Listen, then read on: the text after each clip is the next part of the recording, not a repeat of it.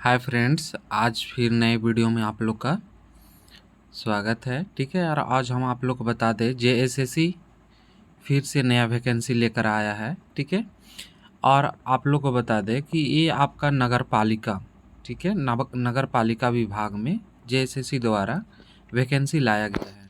और पूरा अच्छा खासा आपका वैकेंसी है। देख पाइए यहाँ पर आपका विज्ञापन संख्या 09, ठीक है, 2022। ठीक है, कहता क्या है, झारखंड नगर पालिका सेवा संवर्ग संयुक्त प्रतियोगिता परीक्षा 2022। ठीक है, ये वैकेंसी का नाम है। ठीक है, कि आपको नगर पालिका विभाग में निकला हुआ है। ठीक है, इसमें लेटर का पत्रांक दिया हुआ है कि कब निकला है। ठीक है, किसके आलोक में निकला है। चलिए आगे चलते हैं। इसमें आप लोग को हम ले चलते हैं कि अगर इससे संबंधित कुछ अगर आपको ऑनलाइन करना हो, अगर वेबसाइट की बात हो, तो इसका आप उपयोग कर सकते हैं www.jassc, ठीक है, .nic.in। इस पर आप लॉगिन कर सकते हैं। अब उनके बाद बता दें कि इस एग्ज़ाम के आपका एग्ज़ाम के लिए वैकेंसी के लिए जो परीक्षा शुल्क रहेगा इस वैकेंसी का एग्ज़ाम का, ठीक है, तो वो 100 रुपया रहेगा। और आपका अगर आप SC ST कैंडिडेट हैं, है ना, तब 50 रुपया आपका रहेगा। ये है आपका एग्ज़ाम शुल्क। ठीक है, अब आगे चलते हैं फ्रेंड्स।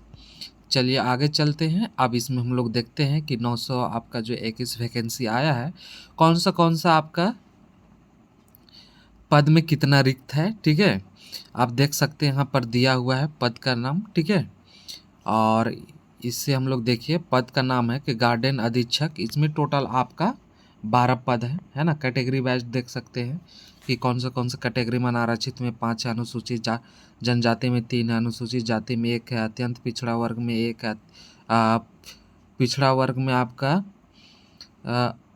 1 है। ठीक है, आर्थिक रूप से जो कमज़ोर है उनके लिए 1 है। तो इस तरह से अलग अलग वैकेंसी दिया हुआ है। ठीक है, अलग अलग कैटेगरी के लिए वैकेंसी का ये दिया हुआ है। तो गार्डन अधीक्षक के लिए कुल पद 12 हैं। ठीक है, अब उनके बाद वेटनरी ऑफिसर के लिए कुल पद 10 है। ठीक है, आप यहाँ पर देख पा रहे होंगे। चलिए आगे ले चलते हैं। उनके बाद आपका पद का नाम है सैनिटरी एंड फूड इंस्पेक्टर के पद का संख्या आपका 24 है। ठीक है, इनका रिक्त क्या है आप उनके बता दें। रिक्त 24 है। उनके बाद है सैनिटरी सुपरवाइज़र की बात की जाए तो इसमें आपका रिक्त स्थान 645 है। और बता दें इसी में सबसे ज़्यादा आपका, ठीक है, वैकेंसी है ना, पद है, रिक्त है। ठीक है, चलिए आप लोग को बता दें इसमें क्या कुछ आदिम जनजाति है ना, इसमें भी शामिल किया गया अनुसूचित जनजाति में। ये भी ध्यान देने योग्य बातें हैं। ठीक है, इसका भी ध्यान दीजिएगा। चलिए फ्रेंड्स आगे बढ़ते हैं और आप लोग के ले चलते हैं हम राजस्व निरीक्षक। ठीक है, राजस्व निरीक्षक की और इसमें भी अच्छा खासा वैकेंसी है। ठीक है, और इसमें 184 टोटल है। समझ गए। चलिए आगे चलते हैं और आगे देखिए विधि सहायक में, है ना, इसमें आपका 46 जो वैकेंसी है। समझ गए। चलिए फ्रेंड्स आगे चलते हैं। ठीक है, तो इस तरह से फ्रेंड्स हम लोग देखें 900 आपका एक इसके आसपास आप लोग को वैकेंसी 900 प्लस वैकेंसी आया हुआ है। ठीक है, तो आप लोग इसमें आप अप्लाई कर सकते हैं, आवेदन दे सकते हैं। ठीक है, अगर इसमें आप वेतनमान का आप देख सकते हैं। ठीक है, कि इसका वेतन क्या ग्रेड पे क्या होने वाला है ना। तो देखिए सबके लिए अलग अलग दिया हुआ है कि आपका गार्डन अधीक्षक के लिए, वेटनरी ऑफिसर के लिए, सैनिटरी एंड फूड इंस्पेक्टर के लिए, ठीक है, सैनिटरी सुपरवाइज़र के लिए क्या क्या आपका पैसा इसमें दिया हुआ है। समझ गए।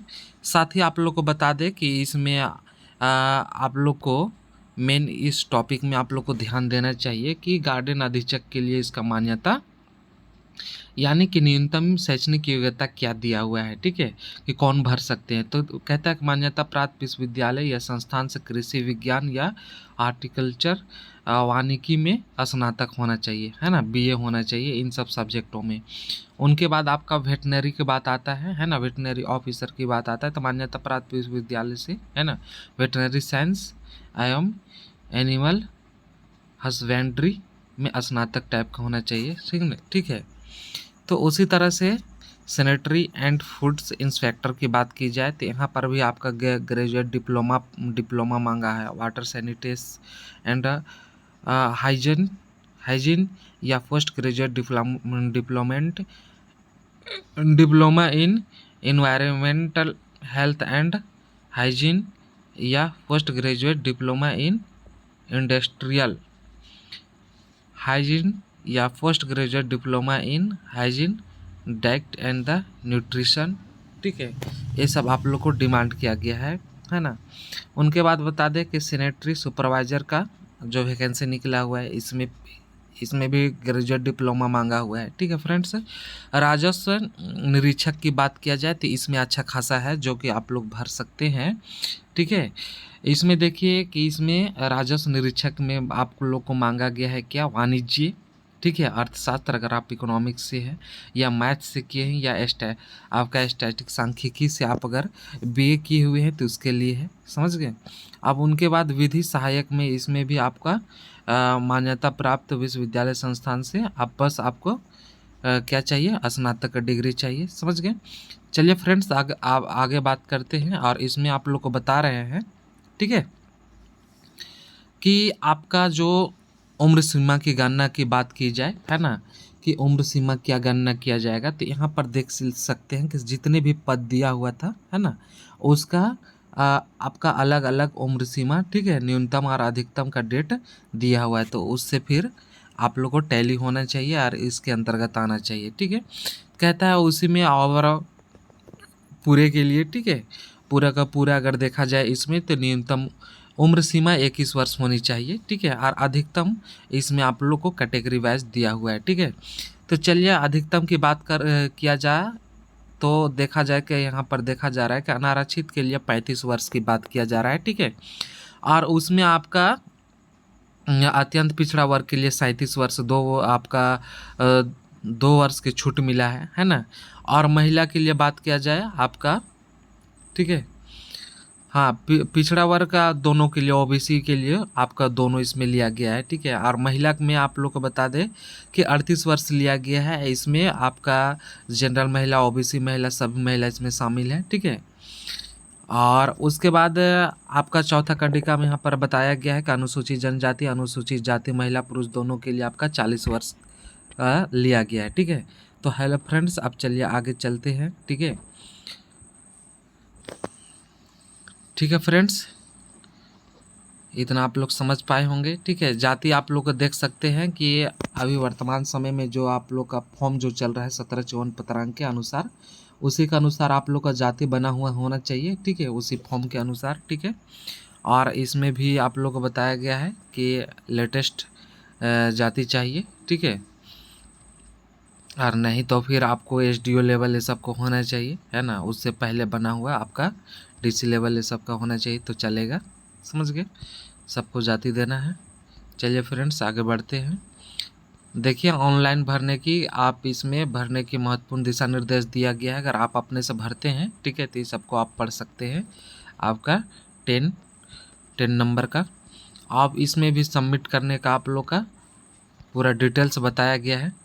ठीक है, ये भी आप देख सकते हैं। चलिए आगे बढ़ते हैं।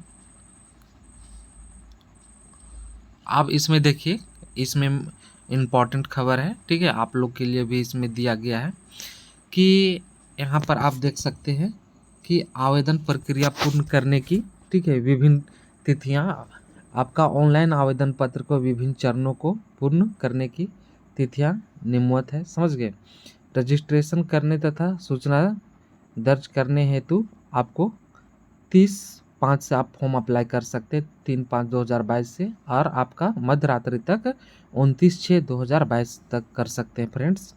परीक्षा शुल्क भुगतान करने के लिए आपका दिनांक लास्ट मध्य रात्रि कहाँ पर आपका 2/7/2022 तक का है, और उनके बाद फोटो एवं हस्ताक्षर आप अपलोड कर सकते हैं 5/7/2022 तक का। तो इम्पोर्टेंट डेट था, आप लोग को पता चल गया। ठीक है, चलिए फ्रेंड्स अब आगे चलते हैं। ठीक है, और इसमें आप लोग बता दें कि 6/7/2022 से 11/7/2022 तक आप गलत सही जो भी हुआ होगा फॉर्म आप सुधार सकते हैं फॉर्म में। ठीक है, इसमें फिर बताया गया है कि परीक्षा शुल्क भुगतान करने का नियम, ठीक है, प्रक्रिया क्या है, परीक्षा का स्वरूप आप हम लोग चलिए देख सकते हैं, ठीक है। तो आप लोग बता दें फ्रेंड्स, इसका भी एग्ज़ाम आपका मुख्य परीक्षा होने वाला है, ठीक है, सीधा।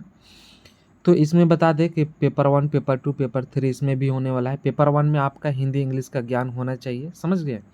और 60-60 प्रश्न रहेगा, 2 घंटा का रहेगा, और टोटल इसमें आपका 30% में पास रहेगा। अगर आप इसको पास करते हैं तब जाके पेपर 2 का आप लोग का जांच होगा। पेपर 2 की बात की जाए तो पेपर 2 में आप लोग को क्या क्या मिलेगा, ठीक है।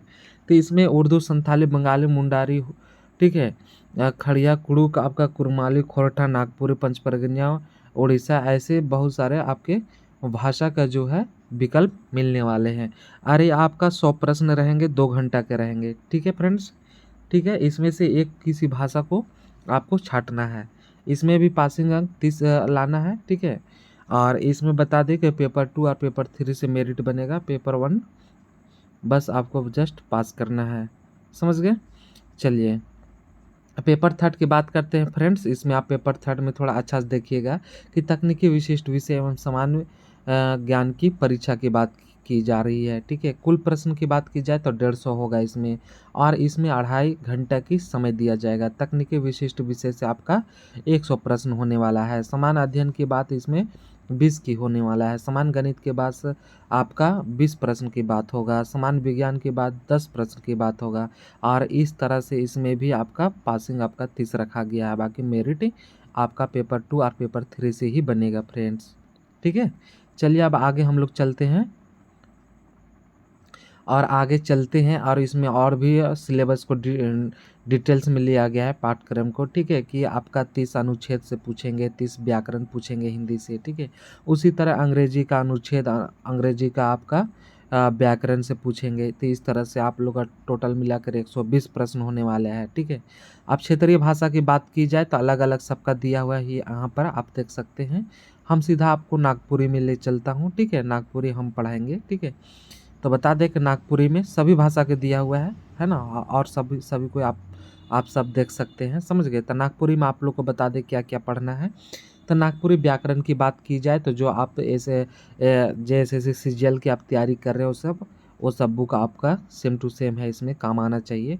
उसी तरह से आपको नागपुरी लोक साहित्य की बात की जाए सेम सेम है आपका। लोकगीत की बात की जाए, है ना, या फिर नागपुरी लोक कथा की बात की जाए, ठीक है, या नागपुरी शिष्ट साहित्य वन केवरा है, ठीक है। तो ये सब बुक फ्रेंड्स आप लोग के पास होगा ही होगा, ठीक है।